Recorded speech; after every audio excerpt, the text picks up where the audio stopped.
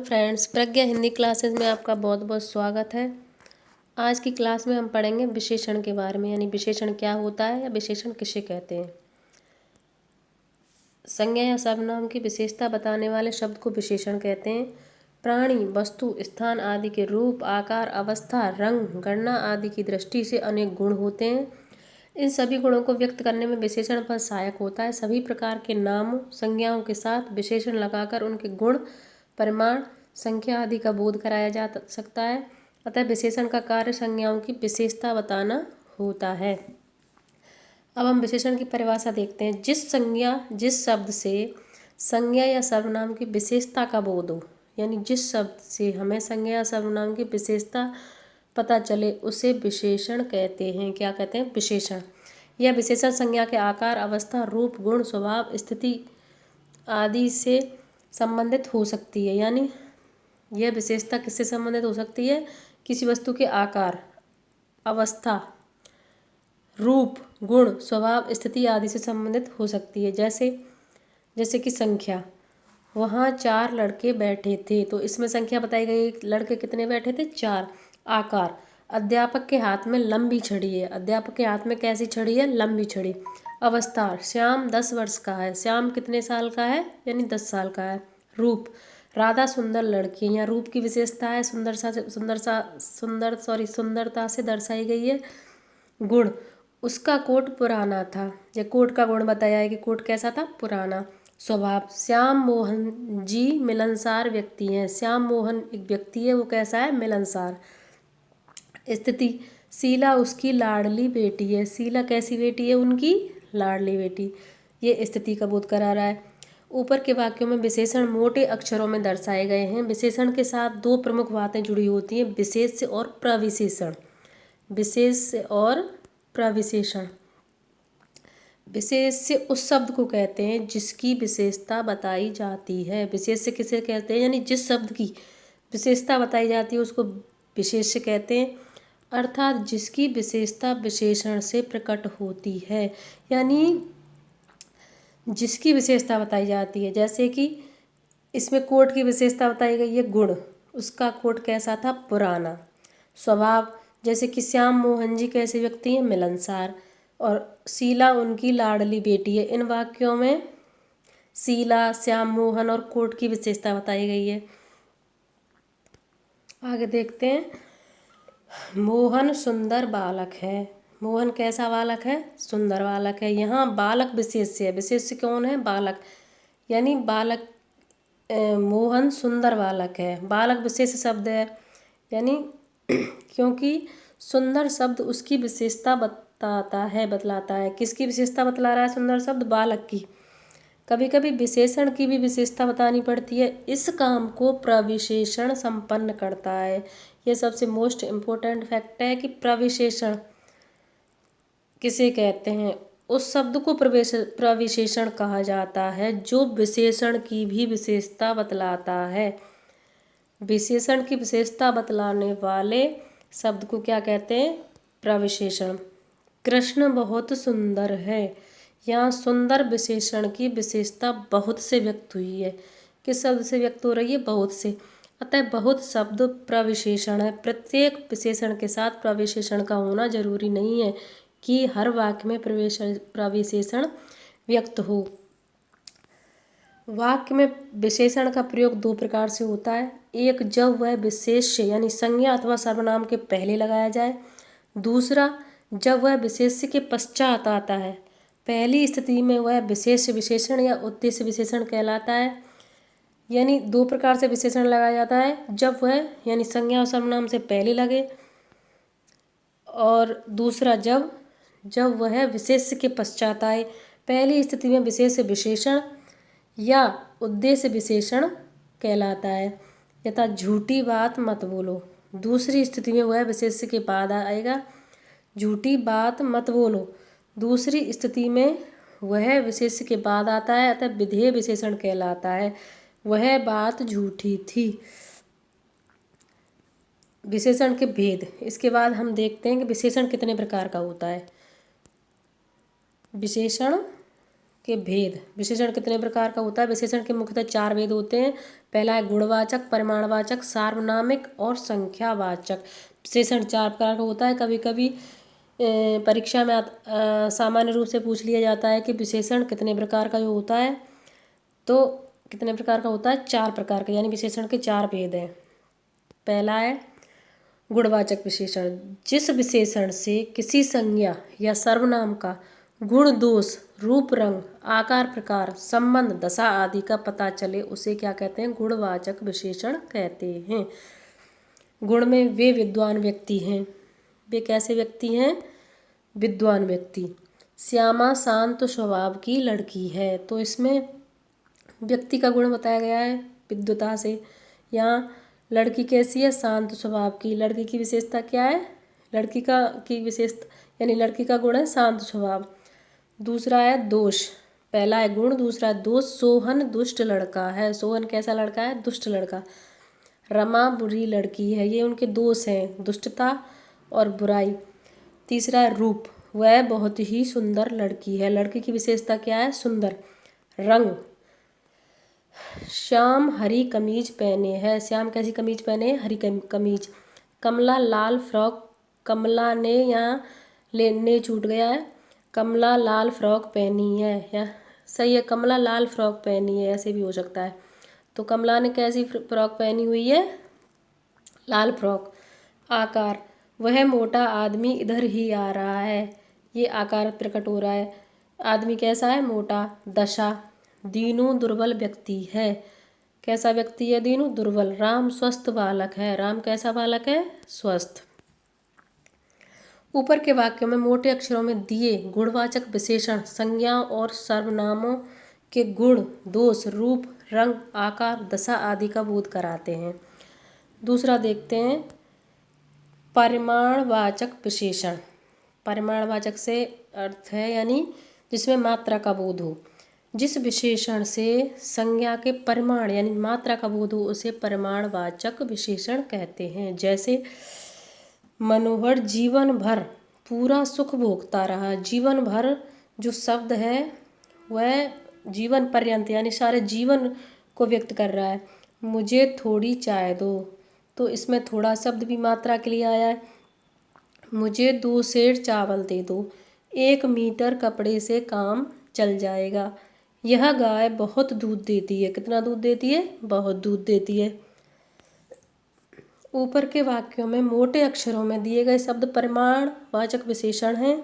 इनसे उन संज्ञाओं के माप तोल का बोध होता है जो इन वाक्यों में विशेष्य के रूप में प्रयुक्त हुए हैं। माप तोल बताने वाली विशेषताएं परिमाणवाचक विशेषण ही कहलाती हैं। परिमाणवाचक विशेषण के 2 भेद होते हैं, निश्चित परिमाणवाचक विशेषण और अनिश्चित परिमाणवाचक विशेषण। निश्चित में जैसे हमने अभी वाक्य पढ़ा था, मुझे 2 सेर चावल दे दो। मुझे 2 सेर चावल दे दो, तो इसमें मात्रा बताई गई है, कितने चावल दे दो? 2 सेर। ये निश्चित परिमाणवाचक है। और यह गाय बहुत दूध देती है। यह गाय बहुत दूध देती है, इसमें मात्रा नहीं बताई गई है। तो जिस विशेषण से किसी संज्ञा के निश्चित माप तोल का बोध हो उसे निश्चित परिमाणवाचक विशेषण कहते हैं। आगे उदाहरण के रूप में समझाया गया है। जैसे राम बाजार से 4 किलो आटा लाया है। राम बाजार से कितना आटा लेकर आया है? 4 किलो। निश्चित मात्रा का बोध हो रहा है।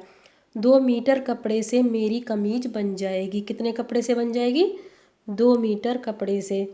बाजार जा रहे हो तो 1 तोला हींग लेते आना। कितनी हींग लेते आना? 1 तोला। ऊपर के वाक्यों में 4 किलो, 3 मीटर, 1 तोला एक निश्चित माप तोल का बोध कराते हैं। दूसरा है अनिश्चित परिमाणवाचक विशेषण। जिस विशेषण से किसी संज्ञा का कोई निश्चित परिमाण ज्ञात नहीं हो, कोई निश्चित मात्रा का ज्ञान न हो, उसे अनिश्चित परिमाणवाचक विशेषण कहते हैं। जैसे कि सभागार में बहुत आदमी थे। कोई मात्रा नहीं बताई गई है, बस सभागार में बहुत आदमी थे। कितने आदमी थे? बहुत आदमी। मेले में अनेक पशु पक्षी थे। विश्वविद्यालय के कुछ छात्र हड़ताल पर हैं। ऊपर के वाक्यों में बहुत, अनेक, कुछ एक अनिश्चित प्रमाण का बोध कराते हैं। तीसरा है सार्वनामिक विशेषण। अगला क्या है? सार्वनामिक विशेषण। पुरुषवाचक या निजवाचक सर्वनामों को छोड़कर अन्य सर्वनाम जब किसी संज्ञा की विशेषता बताएं उन्हें सार्वनामिक विशेषण कहते हैं। जैसे यह आदमी विश्वासी है, यह आदमी विश्वासी है। ये लड़के कहाँ जा रहे हैं? ऐसा आदमी तो देखा नहीं। मेरा घर इसी शहर में है। आपका पत्र मिला। पुरुषवाचक या निजवाचक सर्वनामों को छोड़कर अन्य सर्वनाम जब किसी संज्ञा की विशेषता बतलाते हैं तो उन्हें सार्वनामिक विशेषण कहते हैं। जैसे यह आदमी विश्वासी है, ये लड़के कहाँ जा रहे हैं, ये ऐसा आदमी तो नहीं देखा, मेरा घर इसी शहर में है, आपका पत्र मिला। ऊपर के वाक्यों में यह, ये, ऐसा, मेरा, आपका सर्वनाम क्रमशः आदमी, लड़के, आदमी, घर, पत्र की विशेषता बतला रहे हैं। जैसे कि आपका पत्र मिला, आपका पत्र मिला, तो ये पत्र किसकी विशेषता बतला रहा है? आपकी। किसका पत्र मिला? आपका। ये सभी सार्वनामिक विशेषण है। सार्वनामिक विशेषण कितने प्रकार का होता है? 2 प्रकार का, मौलिक और यौगिक। मौलिक, जो सर्वनाम अपने मूल रूप में किसी संज्ञा की विशेषता बतलाते हैं उन्हें मौलिक सार्वनामिक विशेषण कहते हैं। जैसे कि यह आदमी चोर है, ये लोग भले हैं, कोई व्यक्ति आया था। ऊपर के वाक्यों में यह, ये, कोई सर्वनाम के मूल रूप हैं, क्रमशः आदमी, लोग और व्यक्ति की विशेषताओं को व्यक्त कर रहे हैं। और दूसरा है यौगिक, जो सर्वनाम किसी प्रत्यय के योग से बनकर किसी संज्ञा की विशेषता बतलाते हैं उन्हें यौगिक सार्वनामिक विशेषण कहते हैं। यानी जो सर्वनाम किसी प्रत्यय के योग से बनकर किसी संज्ञा की विशेषता बतलाते हैं उन्हें यौगिक सार्वनामिक विशेषण कहते हैं। ऐसा लड़का मिलना कठिन है। कैसा सामान लाए हो? तुम्हारे जैसा आदमी मैंने नहीं देखा। ऊपर के वाक्यों में ऐसा, कैसा, जैसा यौगिक सर्वनाम क्रमशः लड़का, सामान, आदमी की विशेषता बतलाते हैं, अतः ये सभी यौगिक सार्वनामिक विशेषण हैं। इनके अतिरिक्त मेरा, तुम्हारा, आपका, कितना, इतना, उतना, अपना आदि भी यौगिक सार्वनामिक विशेषण है। अगला है संख्यावाचक विशेषण। जिस विशेषण से संज्ञा की संख्या का बोध हो उसे संख्यावाचक विशेषण कहते हैं। जैसे यहाँ 3 बालक और 4 बालिकाएं मौजूद हैं। तीसरा आदमी कहाँ गया? वे दोनों स्कूल गए। यहाँ हर एक आदमी ईमानदार है। ऊपर के वाक्यों में 3, 4, तीसरा, दोनों, हर एक शब्द संख्यावाची हैं। सभी संज्ञाओं की विशेषता बतलाते हैं।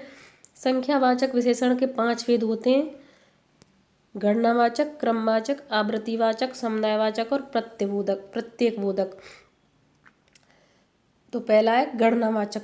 जो संख्यावाचक विशेषण पूर्णांक बोधक और अपूर्णांक बोधक के रूप में गिनने योग्य हो उन्हें गणनावाचक कहते हैं। पूर्णांक बोधक, 2 आदमी जा रहे हैं, ये इसमें पूर्णांक व्यक्त हो रहा है। अपूर्णांक बोधक, आधा किलो दाल मिली है, इसमें पूर्णता व्यक्त नहीं हो रही है। दाल कितनी मिली है? आधा किलो। ऊपर के वाक्य में 2 संख्या पूर्णांक बोधक रूप में आदमी संख्या की विशेषता व्यक्त करती है। संज्ञा की विशेषता व्यक्त करती है। आधा अपूर्णांक बोधक है, संख्या है। ये दोनों संख्यावाचक विशेषण हैं। दूसरा है क्रमवाचक। जो संख्यावाचक विशेषण संख्या के क्रमांक को सूचित करते हैं उन्हें क्रमवाचक कहते हैं। जैसे कि पहला व्यक्ति आगे रहेगा, तीसरा और चौथा आदमी एक दूसरे के पीछे रहेंगे। तीसरा है आवृत्तिवाचक। जो संख्यावाचक विशेषण किसी संख्या की आवृत्ति को सूचित करता है यानी उसके दोहराव को सूचित करता है उसे आवृत्तिवाचक कहते हैं। यथा दूना, तिगुना, 4 गुना, 2 बारह, 13 आदि। समुदायवाचक। जो संख्यावाचक विशेषण समूह या समुदाय का बोध कराए उसे समुदायवाचक कहते हैं। यथा दोनों, तीनों, चारों आदि।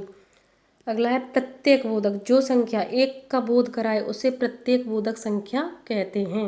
यथा हरेक, प्रत्येक, एक एक। विशेषण की तुलनावस्था।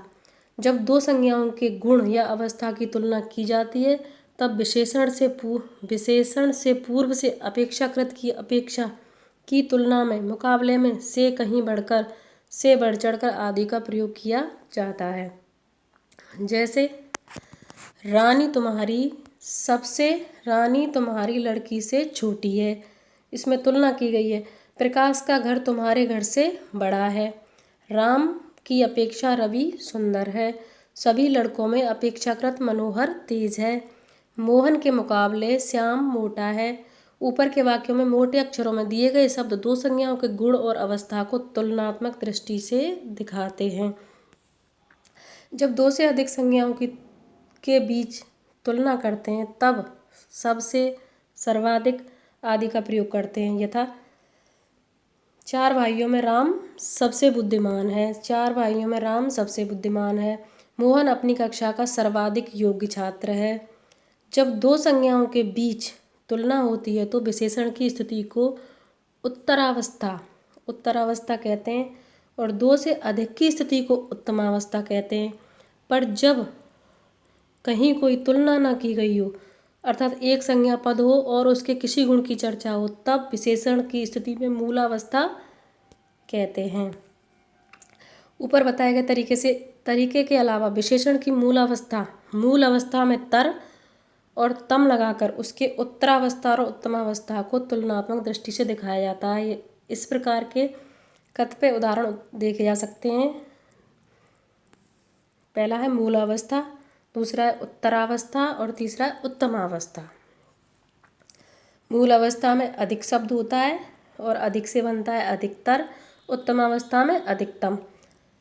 उच्च से उच्चतर, उच्चतम।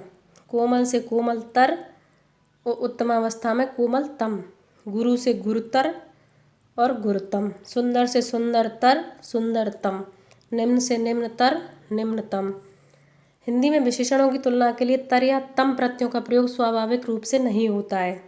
यहाँ उच्चतर के स्थान पर से ऊंचा, उच्चतम के स्थान पर सबसे ऊंचा का प्रयोग अधिक होता है। यह हिंदी की प्रकृति के अनुकूल भी है। संस्कृत में तुलना के लिए तर और तम प्रत्ययों के अलावा ईयस तथा इष्ट प्रत्ययों का भी प्रयोग होता है, पर ऐसे शब्द कम ही हैं जिनमें ईयस तथा इष्ट का प्रयोग हुआ हो वे हिंदी में प्रचलित हों। इनमें भी हिंदी में मुख्यतः इनके उत्तमावस्था वाले रूप ही अधिक प्रयोग में आते हैं, यथा ज्येष्ठ, कनिष्ठ, वरिष्ठ, श्रेष्ठ। समस्या यह है कि हिंदी में इष्ट प्रत्यय वाले विशेषण मूल अवस्था वाले विशेषण की तरह प्रयुक्त होते हैं। इसी आधार पर इसमें तर और तम प्रत्यय जोड़ देने का प्रचलन है, जो कि गलत है। जैसे कि श्रेष्ठ से श्रेष्ठतर और श्रेष्ठतम। फारसी में ऐसी तुलना के लिए विशेषणों में तर तथा तरीन लगाने का प्रचलन है, जैसे हिंदी में नहीं अपनाया गया है। फिर भी कुछ प्रयोग यथा ज़्यादातर, बदतर, बेहतर, बेहतरीन जो हिंदी में खूब चलते हैं। विशेषण की रचना और उनके प्रयोग। आकारांत विशेषण पुल्लिंग में प्राय आकारांत ही रहते हैं, किंतु स्त्रीलिंग में ईकारांत हो जाते हैं। आकारांत विशेषण पुल्लिंग में आकारांत ही रहते हैं, किंतु स्त्रीलिंग में क्या हो जाते हैं? ईकारांत। जैसे अच्छा लड़का, पुल्लिंग में अच्छा लड़का, स्त्रीलिंग में क्या बन जाएगा? अच्छी लड़की। पुल्लिंग में बड़ा आदमी, स्त्रीलिंग में बड़ी स्त्री। छोटा लड़का, छोटी लड़की। संस्कृत में विशेषण का रूपांतर विशेष के लिंग वचन से निर्धारित होता है, पर हिंदी में केवल आकारांत विशेषण में ऐसा रूपांतर होता है। यथा दुष्ट व्यक्ति, संस्कृत में दुष्ट व्यक्ति होता है, हिंदी में दुष्ट व्यक्ति। दुष्टा स्त्री, दुष्ट स्त्री। संस्कृत में सुंदर का स्त्रीलिंग रूप सुंदरी, सुशील का सुशीला, परंतु हिंदी में यह रूप परिवर्तन नहीं होता। सुंदर पुरुष, सुंदर स्त्री। पुल्लिंग में विभक्ति या परसर्ग लगने पर उसमें परिवर्तन आ जाता है, यथा अच्छा घोड़ा, अच्छे घोड़े। एक वचन में अच्छा घोड़ा बनेगा, बहुवचन में अच्छे घोड़े। अच्छे घोड़ों को, बहुवचन में क्या हो जाएगा? घोड़ों को। अच्छा लड़का, अच्छे लड़के। अच्छे लड़के को, अच्छे लड़कों को। अच्छा का बहुवचन अच्छे होता है, किंतु विभक्ति या परसर्ग लगने पर अच्छे का प्रयोग एक वचन और बहुवचन दोनों में होता है। आकारांत विशेषण बहुवचन में प्राय एकारांत में बदल जाता है, जैसे बड़ा का बड़े, छोटा का छोटे, थोड़ा का थोड़े, अच्छा का अच्छे। कुछ कुछ विशेषण स्त्रीलिंग और पुल्लिंग में समान होते हैं, उनमें कोई विकार या परिवर्तन नहीं होता। जैसे सुखी लड़का, सुखी लड़की, दुखी पुरुष, दुखी स्त्री, सुंदर पुरुष, सुंदर स्त्री। विशेषण का संज्ञा की तरह प्रयोग प्राय देखने में आता है तथा अमीरों और गरीबों के बीच खाई बढ़ती जा रही है। जब इन विशेषणों का संज्ञा की तरह प्रयोग होता है तब इनके रूप संज्ञा के समान चलते हैं, न कि विशेषण के समान। उपसर्गों की सहायता से भी विशेषण बनाए जा सकते हैं। जैसे प्रतिकूल, कूल में प्रति उपसर्ग लगने पर क्या बनता है? प्रतिकूल। और गुण में स उपसर्ग लगने पर सगुण, गुण में निर उपसर्ग लगने पर निर्गुण, भूत में प्र उपसर्ग लगने पर प्रभूत, दुर में गम उपसर्ग लगने पर दुर्गम, निह में कपट, कपट में निह उपसर्ग लगने पर निष्कपट। संज्ञा पदों में प्रत्यय लगाकर विशेषण बनाया जाता है।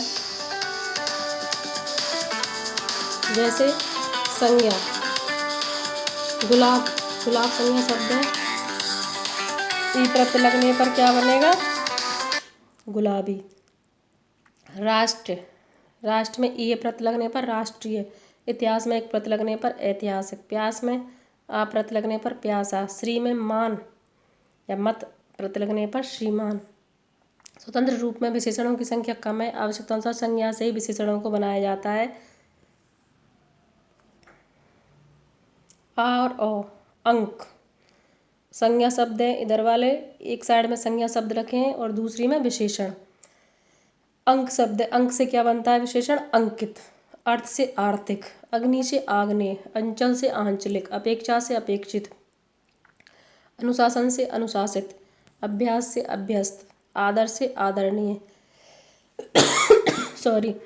आधार से आधारित, इतिहास से ऐतिहासिक, ईश्वर से ईश्वरीय, उपेक्षा से उपेक्षित, उत्कर्ष से उत्कृष्ट, उद्योग से औद्योगिक, उपनिषद से औपनिषदिक, उपन्यास से औपन्यासिक, उपार्जन से उपार्जित, उपदेश से उपदेशात्मक या उपदिष्ट, उपनिवेश से औपनिवेशिक, ऋण से ऋणी, कल्पना से कल्पित, काम से काम्य, केंद्र से केंद्रीय, गंगा से गांगेय, घर से घरेलू, घृणा से घृणित, चर्चा से चर्चित, चरित्र से चारित्रिक, चक्षु से चाक्षुष, चाचा से चचेरा, छल से छलिया, जाति से जातीय, तर्क से तार्किक, तत्व से तात्विक, तंत्र से तांत्रिक, तिरस्कार से तिरस्कृत, दर्शन से दर्शनीय, दान से दानी, देश से देशीय, देव से दिव्य, धर्म से धार्मिक, धन से धनी, नरक से नारकीय, नरक से क्या बनेगा?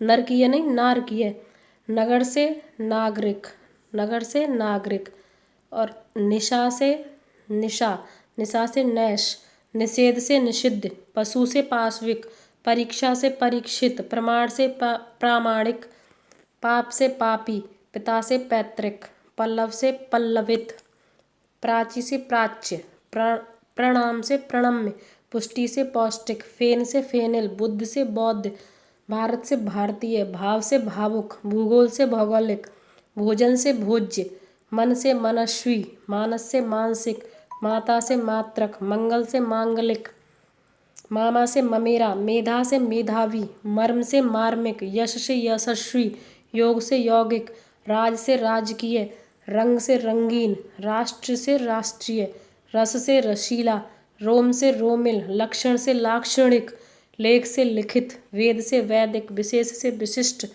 विकल्प से वैकल्पिक, विवाह से वैवाहिक, विज्ञान से वैज्ञानिक, विश्वास से विश्वसनीय या विश्वस्त, व्यक्ति से वैयक्तिक, व्यापार से व्यापारिक, विपत्ति से विपन्न, वाद से वादी, समय से सामयिक, साहित्य से साहित्यिक, स्तुति से स्तुत्य, समुदाय से सामुदायिक, सिद्धांत से सैद्धांतिक, स्त्री से स्त्रैण, सुख से सुखी, शक्ति से क्या बनेगा?